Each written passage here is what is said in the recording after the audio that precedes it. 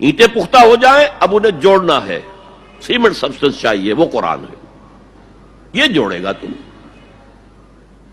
چنانچہ یہی بات حضرت شیخ الہند مولانا محمود حسن دیوبندی اسیر مالٹا نے اپنی اسیری سے رہائی پانے کے بعد واپس جب آئے ہیں تو دیوبند میں علماء کے ایک بڑے اجتماع سے خطاب کر کے کہی۔ مولانا مفتی محمد شفیع رحمت اللہ علیہ وہ خود موجود تھے اس میں، بڑے بڑے علماء، مولانا حسین احمد مدنی رحمت اللہ علیہ، شبیر احمد عثمانی رحمت اللہ علیہ، مولانا اشرف علی تھانوی رحمت اللہ علیہ، مولانا انور شاہ کشمیری رحمت، بڑا مجمع، اور کہا حضرت شیخ الہند نے ہم نے تو اپنی اسیری کے 4 سالوں کے دوران جتنا غور کیا تو ہماری اس وقت کی امت کی زبوں حالی کے 2 سبب سامنے آئے۔ مولانا مفتی شفیع لکھتے ہیں ان کی کتاب وحدت امت کے نام سے، کہتے ہیں کہ پورا مجمع ہمہ تن گوش ہو گیا کہ یہ شیخ الشیوخ استاد العلماء عمر کے اس آخری درجے میں اس حد پر آ کر اب نیا سبق کون سا سیکھ کر آیا؟ تاکہ ہمیں تو اس کے 2 سبب معلوم ہوئے، ایک ہمارا قرآن کو ترک کر دینا، لفظ نوٹ کیے، ترک کر دینا، اور دوسرا ہمارے آپس کے اختلافات۔ چنانچہ میں تو یہی فیصلہ کر کے آیا ہوں کہ اب زندگی جتنی باقی ہے 2 ہی کاموں میں لگاؤں گا، ایک تو یہ کہ ناظرہ قرآن پڑھنے کے مکتب گلی گلی کھل جائیں اور عوامی درس قرآن کے ذریعے قرآن کے پیغام اور قرآن کے حکمت سے لوگوں کو روشناس کرایا جائے۔ عوامی درس قرآن کا لفظ استعمال کر رہا ہے شیخ الہند، جنہیں میں 14ویں صدی کا مجدد اعظم سمجھتا ہوں۔ اور نمبر 2 یہ کہ آپس کے اختلافات کو حوالہ دی جائے۔ یہ واقعہ کوٹ کر کے مفتی محمد شفیع صاحب لکھتے ہیں کہ حضرت شیخ نے جو 2 باتیں کہیں اصل میں وہ ایک ہی ہے۔ ہمارے باہمی اختلافات بھی تو اسی وجہ سے ہیں کہ ہم نے قرآن کو ترک کر دیا ہے۔ بتائیے شیخ الہند نے کیسے ترک کیا قرآن؟ مولانا مدنی نے کیسے ترک کر دیا قرآن؟ کیا مطلب اس ترک کرنے کا؟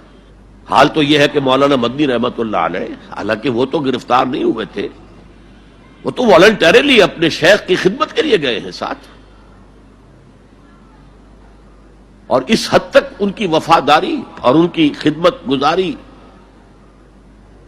کہ رمضان کا مہینہ آیا تو حضرت شیخ الہند نے حسرت کے ساتھ کہا زندگی میں یہ پہلا رمضان ہوگا کہ تراویح میں قرآن نہیں سن سکیں گے، اس لیے کہ نہ شیخ الہند حافظ تھے، نہ مولانا مدنی حافظ تھے، اور تیسرے ان کے ساتھ ایک اور تھے، ان کا میں نام بھول رہا ہوں، وہ سرحد کے پٹھانوں میں سے تھے،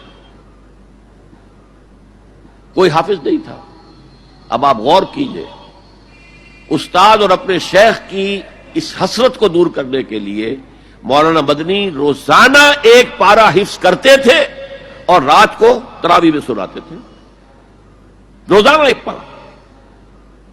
اور یہ انہونی بات نہیں ہے، جب ساری زندگی قرآن ہی سے شغف رہا ہے تو وہ ہے تو صحیح ذہن میں، اب صرف ان کے لنکس ملانے ہیں آپس میں، اور کیا ہے؟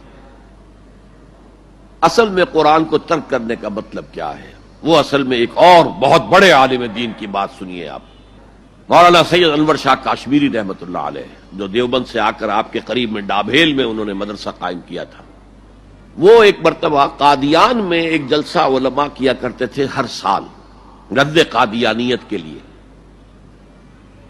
تو ایک سال اسی طرح وہاں علماء جمع تھے۔ اب جس نے یہ واقعہ بیان کیا ہے اس کا نام میرے ذہن میں اس وقت نہیں ہے، کہ میں صبح مولانا انور شاہ کشمیری رحمت اللہ علیہ کی خدمت میں حاضر ہوا تو دیکھا کہ غم کی تصویر بنے بیٹھے ہیں، بہت اداس، غمگین۔ میں نے پوچھا حضرت کیا معاملہ ہے، کوئی خاص سبب ہے؟ فرمایا بھائی کیا سبب ہے، یہ سوچ رہا ہوں کہ اپنی زندگی عمر ضائع کر دی۔ میں نے کہا حضرت آپ نے زندگی ضائع کر دی، عمر ضائع کر دی؟ آپ نے علم، بیہقی وقت کہلاتے ہیں انور شاہ کشمیری، جیسے امام بیہقی تھے، محدث اور فقیہ دونوں اعتبارات سے بلند، تو آپ نے پڑھنے پڑھانے میں، سیکھنے سکھانے میں ساری عمر گزار دی، تو آپ کی زندگی ضائع کیسے؟ کہنے لگے ہم نے سارا زور اسی پر رکھا کہ ثابت کر دیں کہ شافعی کی رائے صحیح نہیں ہے، ہماری رائے صحیح ہے۔ اسی کے لیے دلائل، اسی کے لیے بحثیں، اسی کے لیے لمبی چوڑی جو ہے ہمارے ہاں نشستیں منعقد ہوئیں مدارس کے اندر. حالانکہ اللہ کے ہاں یہ ہم سے سوال نہیں ہوگا. گمراہیاں طرح طرح کی پھیل رہی ہیں، ہم ان بحثوں میں لگے ہوئے. حالانکہ زیادہ سے زیادہ یہ کہا جا سکتا ہے کہ قول اصحابنا ثواب محتمل الخطا، اور جو قول دوسروں کا ہے وہ خطا ہے محتمل الثواب. زیادہ سے زیادہ یہ کہہ سکتے ہیں ہم کہ ہمارے جو اسلاف ہیں، ہمارے جو اساتذہ ہیں، ان کا قول صحیح ہے، اگرچہ اس کے خطا ہونے کا بھی امکان ہے. ہم یہ نہیں کہہ سکتے کہ اس کے غلط ہونے کا کوئی امکان ہی نہیں، معصوم تو وہ نہیں تھے.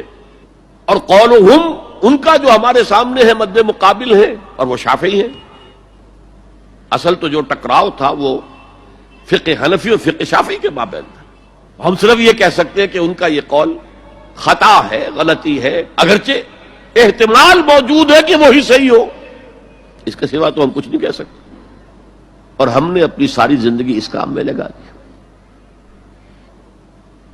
لیکن میں کہہ نہیں سکتا اس پر کتنے رنج اور صدمے کا اظہار کروں کہ مجدد وقت شیخ الہند رحمۃ اللہ علیہ اور بیہقی وقت مولانا انور شاہ کاشمیری رحمۃ اللہ علیہ، ان کی ان باتوں کا کوئی اثر ان کے شاگردوں نے قبول نہیں کیا. وہی روش ہے، وہی فقہی بحثیں ہیں. جب میں نے پاکستان میں تحریک خلافت کا آغاز کیا، کچھ احادیث بیان کی، اچھے علماء نے کہا کہ ڈاکٹر صاحب ہم نے تو یہ حدیثیں پہلی مرتبہ آپ سے سنی. یہ حدیثیں جو ہیں یہ ہیں کتاب الملاحم میں، اشراط الساعہ، علامات القیامہ، کتاب الفتن. اور حدیث کے ان ابواب پر تو پہنچتے پہنچتے ہم ایگزاسٹ ہو چکے ہوتے ہیں. ہماری ساری بحثیں جو ہے وہ ختم، اور وقت ختم ہو جاتا ہے ان فقہی بحثوں کے اندر. یہاں تک تو ہم پہنچتے ہی نہیں. بہرحال دوسرا نقطہ جیسا کہ میں نے عرض کیا، پہلا اینٹیں پکاؤ، مضبوط کرو. یا ایھا الذین آمنوا اتقوا اللہ حق تقاتہ ولا تموتن الا وانتم مسلمون. اور دوسرا ان کو جوڑنے کے لیے قرآن کو ایز اے سیمنٹ سبسٹنس استعمال کرو. واعتصموا بحبل اللہ جميعا ولا تفرقوا واذکروا نعمت اللہ علیکم اذ کنتم اعداء فالف بین قلوبکم فاصبحتم بنعمتہ اخوانا وکنتم علی شفا حفرۃ من النار. تم تو تباہی آگ کے گڑھے کے کنارے تک پہنچ گئے تھے، گرا چاہتے تھے. فانقذکم منہا، تو اللہ نے اس سے تمہیں نکالا ہے. کذالک یبین اللہ لکم آیاتہ لعلکم تہتدون. اسی طرح اللہ تعالیٰ تمہارے لیے اپنی آیات کی تبیین کر رہا ہے، وضاحت کر رہا ہے، تاکہ تم ہدایت حاصل کر سکو.